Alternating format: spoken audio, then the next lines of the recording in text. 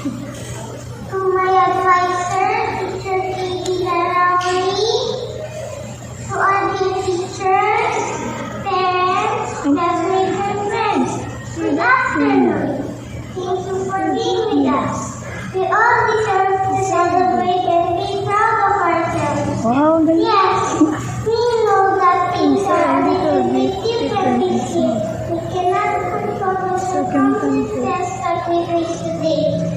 Yet, through it all, we made it. We are happy for this big milestone in our young lives. It's with joy and pride that I welcome you all to our fifth moving up ceremony. Very good. Thank you, Christina, for that wonderful speech.